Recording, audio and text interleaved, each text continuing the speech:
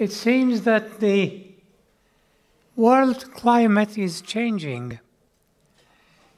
And as often, I hear the debate that started out 2 years ago when one of the Christian clergy suggested that this might be a manifestation of the wrath of God on humans for not behaving and not managing planet Earth in a way that pleases Him.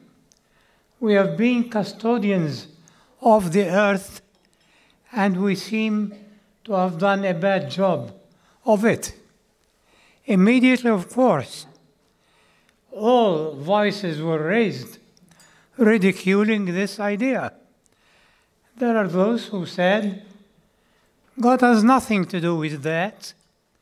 And even those who said, there is no such a thing as God.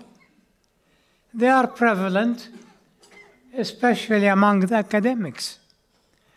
On the other hand, there are those who think that God is, He is there, He works the universe, and anything that happens in it is by His permission and His planning.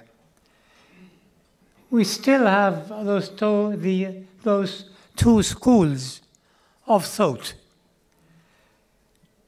Science tries to deny God. On the other hand, when we read the scriptures, be they the Bible, the Torah, the Jewish Bible, or the Quran, we read about so many catastrophes happening to human beings as a message from God. This happened all through history. Yet, when it happened in the days of Moses, who was the Pharaoh of Egypt, one natural phenomenon after the other happened, but the Pharaoh was adamant. There cannot be, Moses, God. These are natural phenomena. God has nothing to do with it. I do believe, after all, that the least of the least we can do is that what we think about human being mastering the universe is a fallacy. Science is good. It progresses. But science is weak and ignorant because every day, with every new scientific discovery, with every door science opens, we find what? We find 10 closed doors. So science should be humble, and science should be aware that yes, it is strong and it is growing, but it is not the master. It is this forgetfulness of the master that is leading us to very bad situations. Of course, now in America, we have the election season, and we have the financial crisis.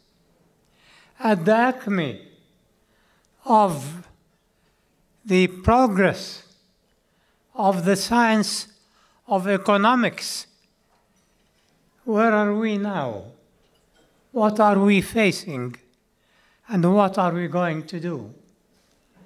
I think that we have been behaving badly with the things that God bestowed on us. We have not been dealing with them as we should be. We are still greedy. We are still running after riches. We are still ignorant about our hungry fellow citizens of this planet Earth who have been selfish. And this has led us to where we are now. Well, the remedy of this is to review our life, is to review how we earn our dollar, is to review how we spend our dollar. Otherwise, this sad situation is going to kill us. We should stop and stand and think and be humble. We are not master of the universe. We are not master of the events. At the top of our progress, we are regressing and we are getting poor. We do not recognize our spiritual component, and this led us to where we are.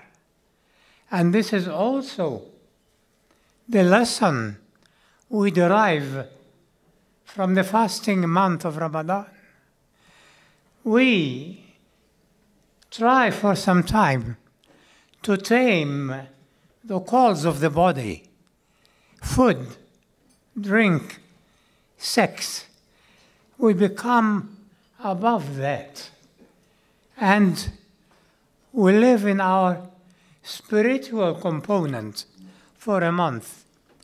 And I'm sure if the world tried to fast one day a year, call it self-control day, like we call the various days, and to see the result. But we are making of ourselves just material beings, just animal beings, without that spiritual part, which calls on me to utilize what God gave me in a way that pleases Him, which calls on me not to be selfish and leave my neighbor hungry, which makes the human family one family, not white and black, not rich and poor, and not even Christian and Muslim and Jew. They are making a fallacy of the religions. God sent the religions not to make people fight each other in His name, but listen to the media and read and write and see. And I've seen respectable clergy talking ill of people belonging to another faith or another race. This is not religion. This is false religion. The true religion is God's religion. And there is only one God. There cannot be two of them. So there must be one religion. And the one religion God pointed out to us, as He said, God is love. As He said in Islam, God is loving, al-wadud. This is the religion we should follow. This is the message of Ramadan. This is the message God wants you to listen to. Whoever you are, whatever you are, the message is love. Thank you.